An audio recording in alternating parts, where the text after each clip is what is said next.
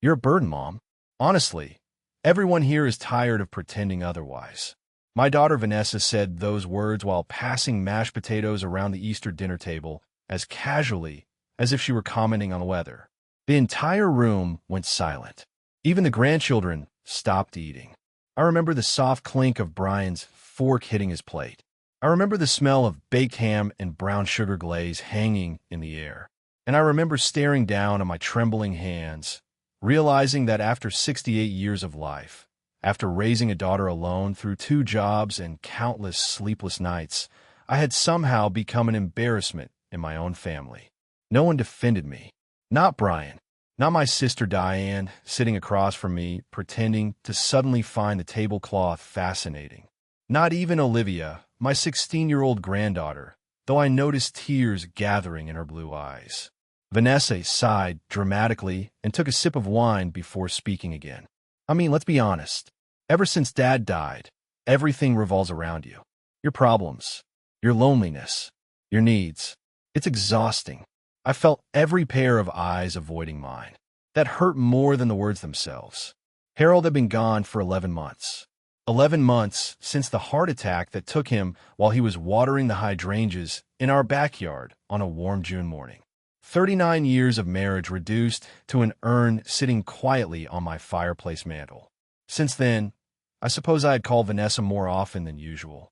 Sometimes the silence in my house became so heavy that I could hear the ticking clock from 2 rooms away. Sometimes I just wanted someone to ask how I was doing.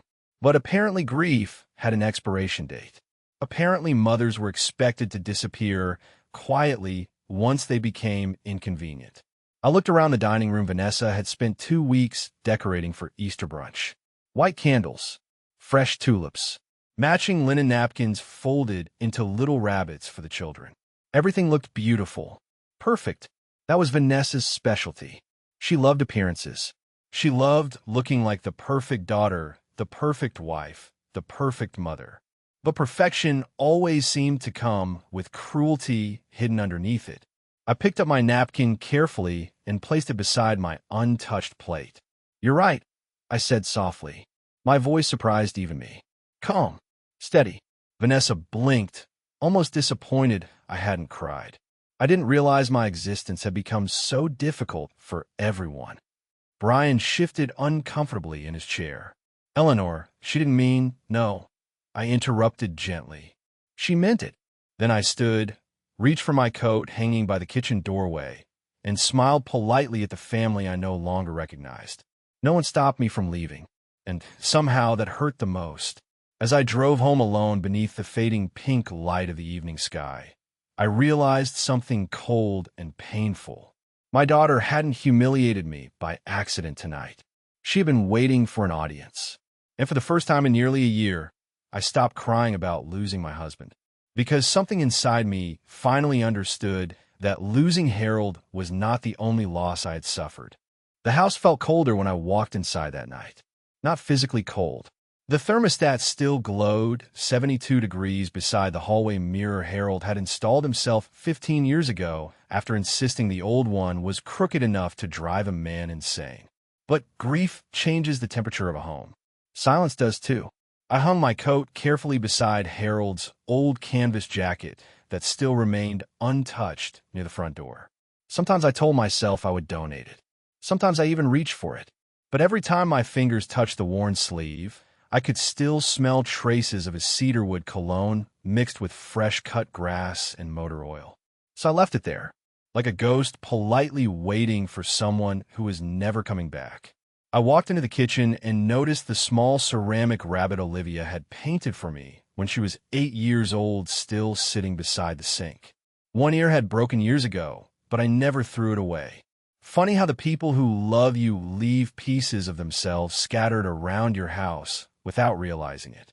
I made myself a cup of chamomile tea, even though my stomach was too tight to drink it.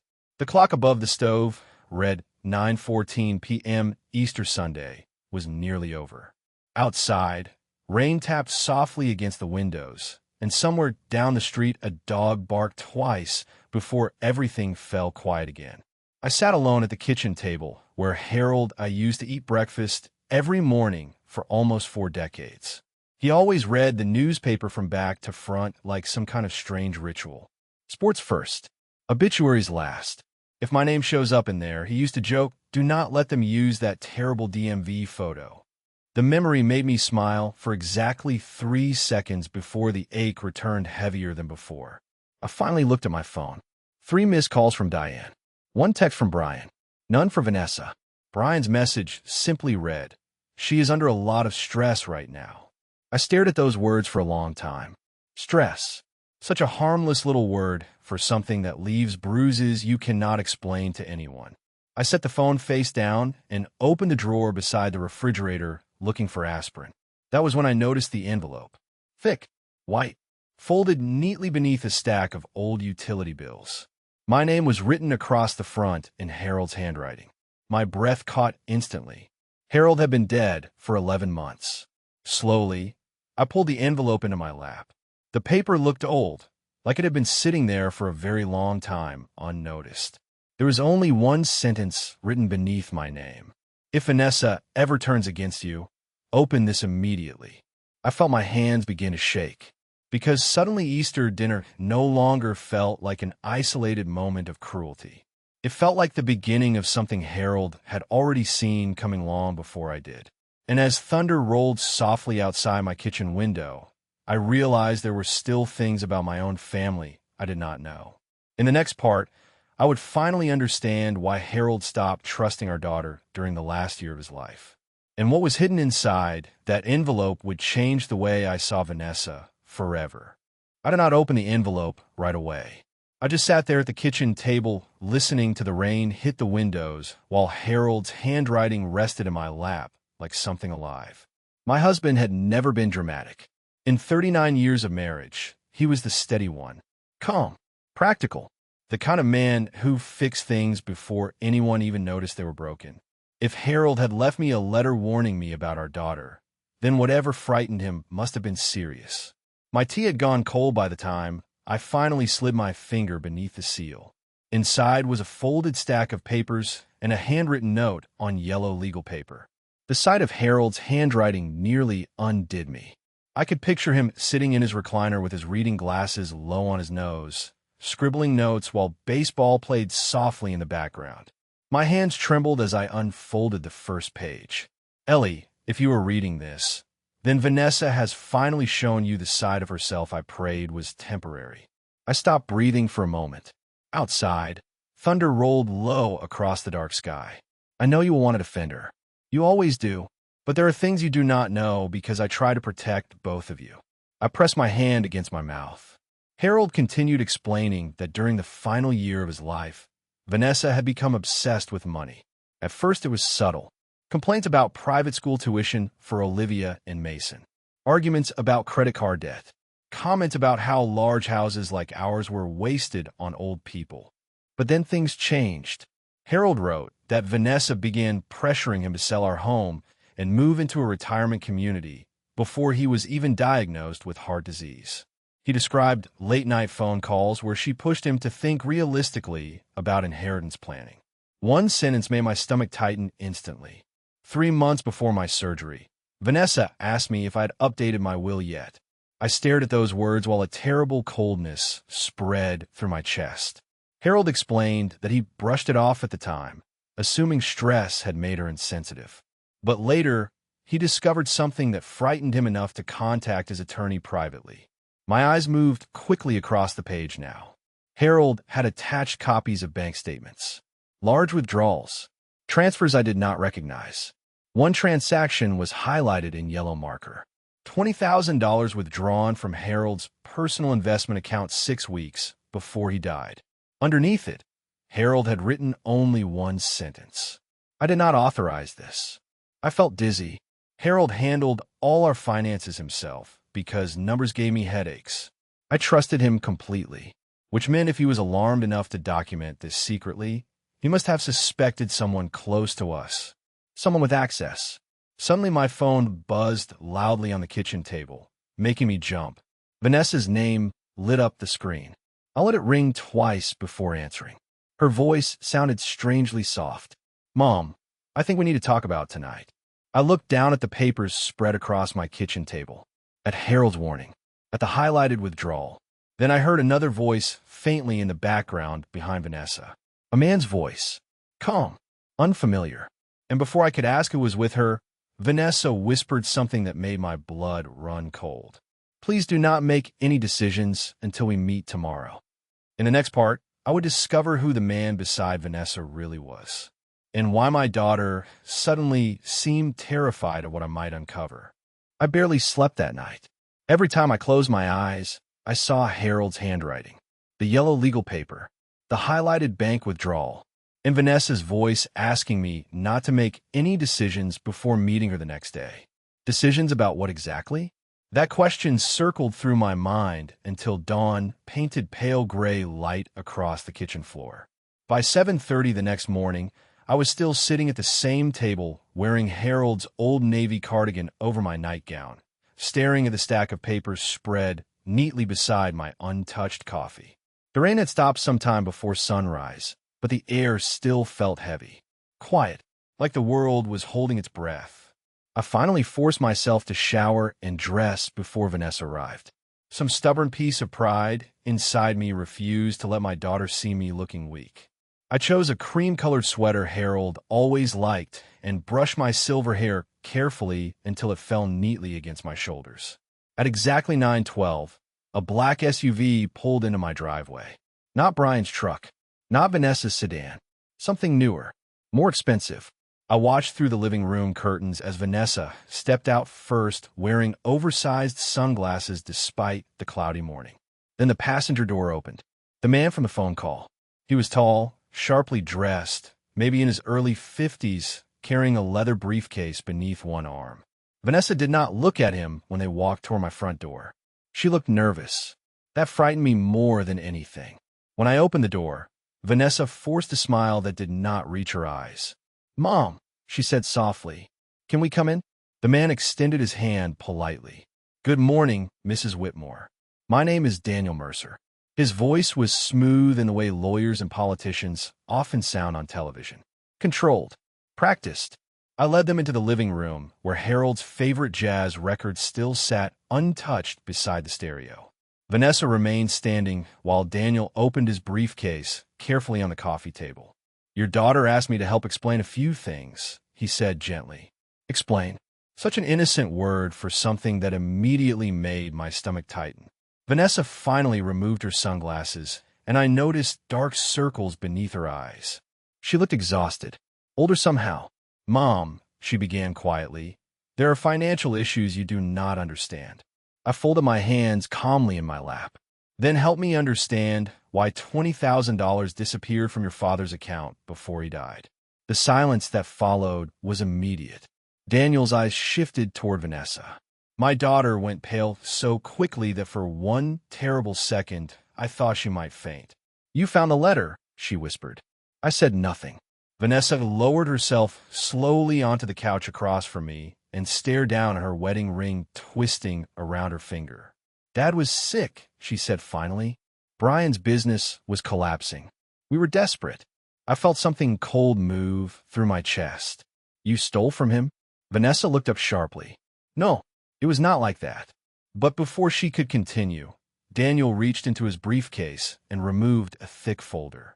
"Mrs. Whitmore," he said carefully, "before this conversation goes any further, there is something else you need to know about your husband's estate." My pulse began pounding so hard I could hear it in my ears, because suddenly I realized Harold had hidden more than a warning letter before he died. Much more.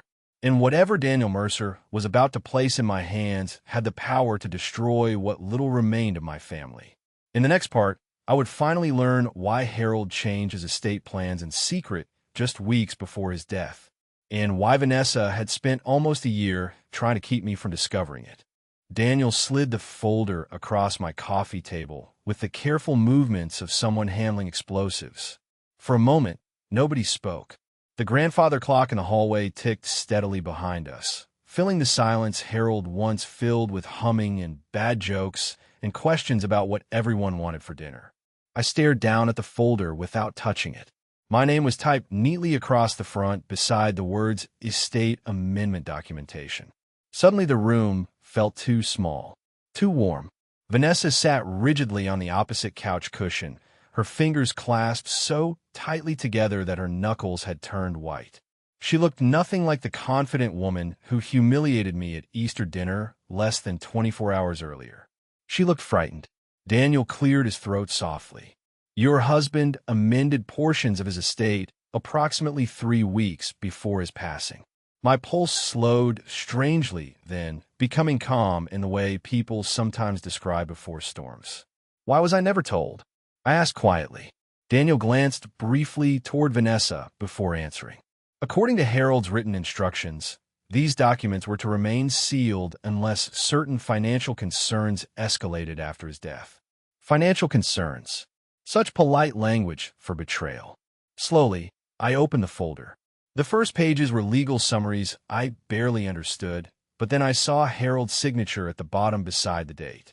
My eyes moved lower until one sentence stopped me cold. In the event of unauthorized financial activity involving immediate family members, all shared inheritance distributions are to be suspended indefinitely pending independent review. I looked up slowly. Vanessa had stopped breathing normally.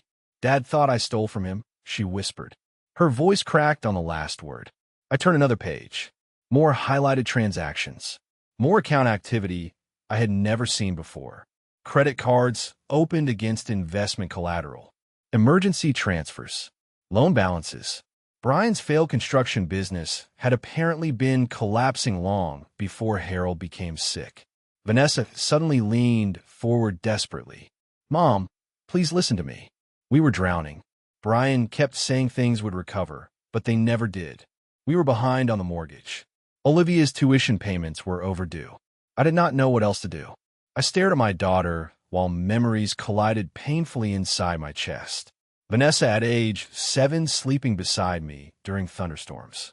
Vanessa crying after her first heartbreak at 16. Vanessa walking down the church aisle holding Harold's arm on her wedding day. Somewhere between those moments and now, fear and greed had twisted into something I barely recognized. So you took money from your dying father? I asked softly.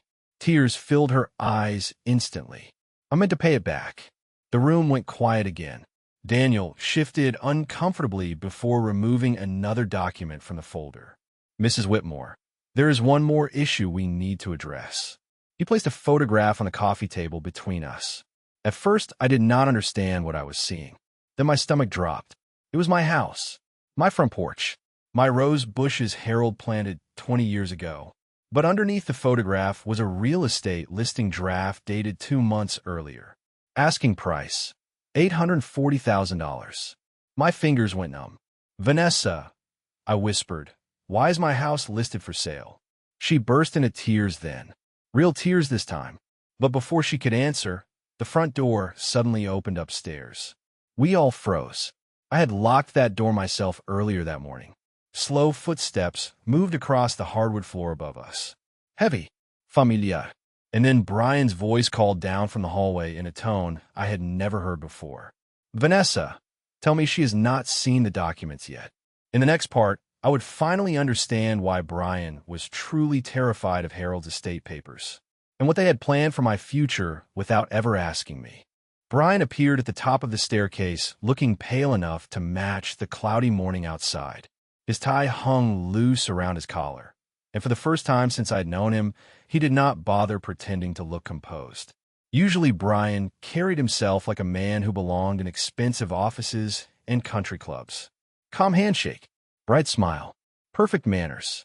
But standing there above us, gripping the railing too tightly, he looked frightened, truly frightened. Vanessa stood up immediately. Brian, she whispered sharply. Please. He ignored her and slowly walked down the stairs into the living room. His eyes moved straight toward the open estate folder on my coffee table, then toward the real estate listing beside it. I noticed something strange then. He was not angry at Vanessa for showing me the documents. He was angry because I had discovered them too early. Mrs. Whitmore, he began carefully, before you assume the worst, you need to understand how bad things became for us financially. I stared at him without answering. Brian exhaled heavily and rubbed both hands over his face. The business collapsed 8 months ago, he admitted quietly. I lost almost everything. Vanessa lowered her eyes toward the floor. Why did nobody tell me? I asked. Brian gave a bitter laugh under his breath. Because pride is expensive. The room fell silent again. Outside, wind rattled lightly against the windows. Somewhere upstairs, the old hallway vent clicked on with a low hum Harold used to complain about every winter. Normal house sounds. Familiar sounds. Yet suddenly everything inside those walls felt different. Unsafe somehow. Daniel adjusted his glasses and spoke carefully. Your husband became aware of certain financial pressures involving your daughter and son-in-law shortly before his death. He was concerned vulnerable decisions might be made regarding your care and property ownership. Care, property ownership. Such cold legal phrases for what I was beginning to understand. I looked directly at Vanessa. You were trying to sell my house. Tears rolled down her cheeks immediately. Mom, please listen to me. It was supposed to help everyone. Everyone. That word landed harder than any insult she had thrown at Easter dinner. Brian stepped forward slowly. We found a retirement community outside Phoenix. It is beautiful there. Private gardens, medical staff, activities. I blinked at him in disbelief. You already picked a place for me? Vanessa covered her face with trembling hands. We thought you would be happier there eventually. Eventually. As if my life could simply be packed in labeled boxes and relocated 3 states away because it made their financial problems easier to manage. My eyes drifted toward Harold's recliner, sitting quietly beside the fireplace. Empty since the day paramedics wheeled him out of this house. Suddenly I understood why he rewrote his estate documents in secret. He saw this coming before I did. He saw how quickly grief turns older people invisible inside their own families. Daniel slowly removed another paper from the folder. There is one more matter Harold specifically instructed me to discuss if the property sale was ever attempted. He handed me a single-typed page. At the very top was my granddaughter Olivia's name. My pulse quickened instantly. What is this? I whispered. Vanessa's face drained of color completely.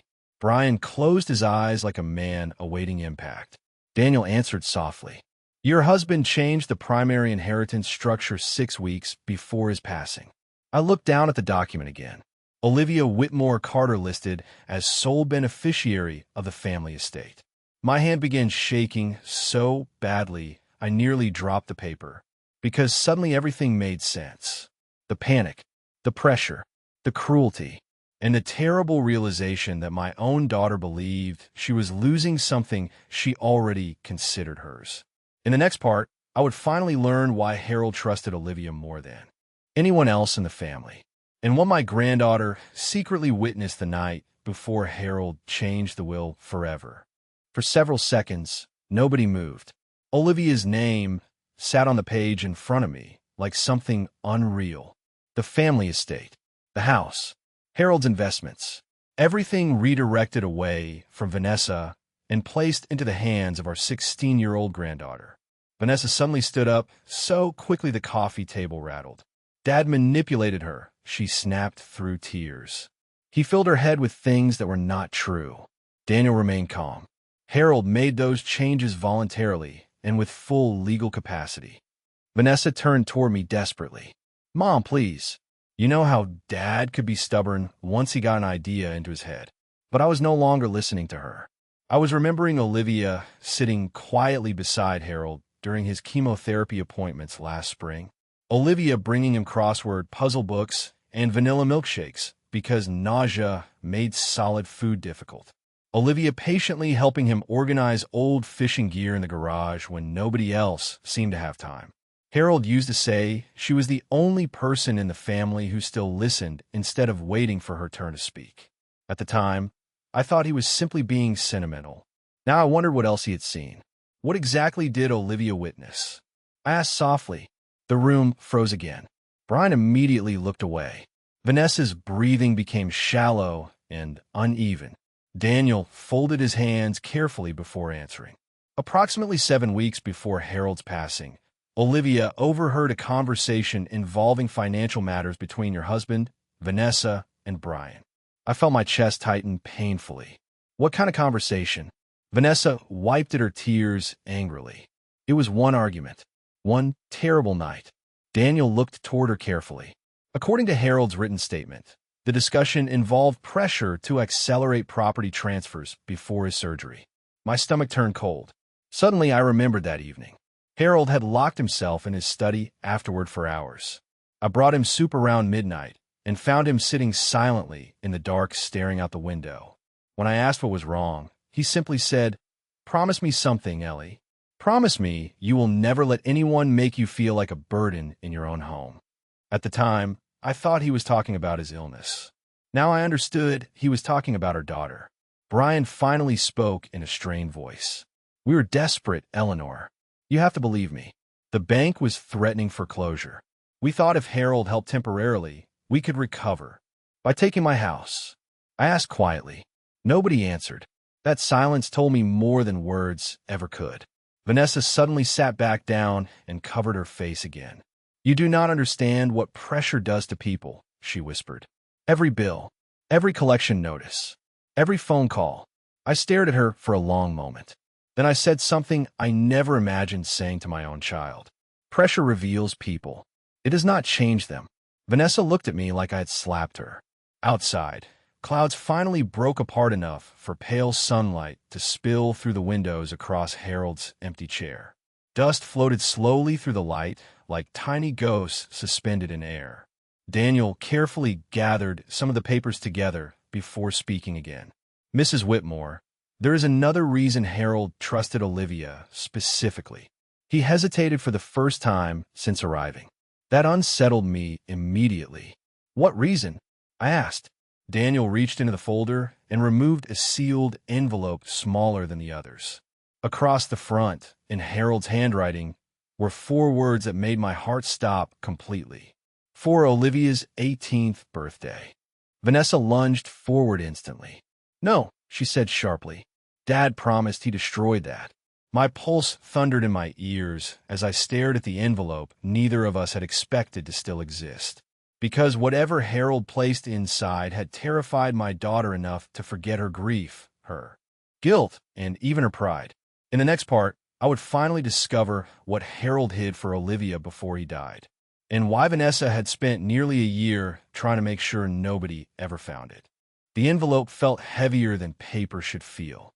I could hear Vanessa breathing unevenly across the room while Daniel held it carefully between his fingers, waiting for my instruction. Harold's handwriting stared back at me in thick blue ink. "For Olivia's 18th birthday." 4 simple words powerful enough to terrify my daughter. I looked directly at Vanessa. "What is inside that envelope?" She shook her head immediately. "Mom, please." Dad was angry when he wrote that. He was sick, emotional, but her voice sounded desperate rather than convincing. Brian stood near the fireplace now, one hand pressed against his mouth, staring at the envelope like a man watching his own life unravel in slow motion. I noticed something then that made my stomach tighten even further. Neither of them denied knowing what was inside. They only seemed afraid that I would finally see it. "Open it," I said quietly. Vanessa stood up, so quickly her knees struck the coffee table. "No." The word came out sharp enough to slice through the room. Even Daniel looked startled. Vanessa's eyes filled with panic. "Please, Mom. You do not understand what this could do to our family." Our family. The irony nearly made me laugh. Less than 2 days earlier, she called me a burden in front of everyone we loved. Now suddenly she was worried about protecting family. Daniel slowly broke the seal before handing the contents to me. Inside was a flash drive taped to a folded handwritten note from Harold. My chest tightened painfully as I opened the note first. "Ellie, if this envelope was opened before Olivia turns 18, then things became worse than I feared." The flash drive contained security footage copied from my study camera the night Vanessa and Brian pressured me to transfer ownership of the house. Olivia witnessed part of the conversation accidentally. I made this copy because I needed proof in case they ever try to convince you I imagined what happened. My vision blurred instantly. Harold installed security cameras years ago after a series of break-ins happened nearby, but I completely forgot one small camera sat hidden between the bookshelves in his study. Vanessa began crying harder now. Dad recorded us without permission, she whispered. He trapped us. I looked at her carefully. Did he trap you, Vanessa? Or did he catch you? She could not answer. Brian finally stepped forward. Eleanor, listen to me. We never intended to hurt you. We only wanted temporary control until we stabilized financially. Temporary control of my home, my life, my future. The calmness inside me surprised even myself. Maybe because grief had already hollowed me out months ago. Maybe because once someone you love calls you a burden to your face, very little else can truly shock you afterward. Daniel carefully placed the flash drive onto the coffee table. Harold instructed that this only be viewed if there was ever an attempt to force property liquidation or relocation decisions against your wishes. I stared down at the small silver drive while silence filled the room again. Somewhere upstairs, the old pipes groaned softly. Familiar sound from a house suddenly full of strangers. Then another realization struck me hard enough to make my stomach turn. Harold never told me about the recording because he knew I would protect Vanessa, even after everything, especially after everything. Before I could speak again, my cell phone suddenly rang from beside me on the couch. Olivia's name appeared on the screen. Vanessa's face instantly drained of color. Do not answer that, she whispered. But I already pressed accept. Olivia sounded breathless and terrified. Grandma, she said quickly, Mom is lying to you. Grandpa showed me something before he died, and there's more on that flash drive than anybody knows. My pulse began pounding violently as Olivia lowered her voice into a frightened whisper. And Grandma, I think Mom has been hiding something else from you for almost a year. In the next part, I would finally discover what Olivia witnessed the night Harold changed the will, and why my granddaughter had been afraid to tell me the truth until now.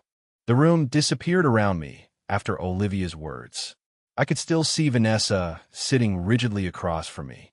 I could still hear the faint hum of the refrigerator from the kitchen and the ticking clock in the hallway. But everything suddenly felt distant, like I was underwater listening to my own life from far away. Olivia, I said carefully into the phone, what are you talking about? My granddaughter lowered her voice even more. Grandpa made me promise not to tell you unless things got bad. I closed my eyes briefly.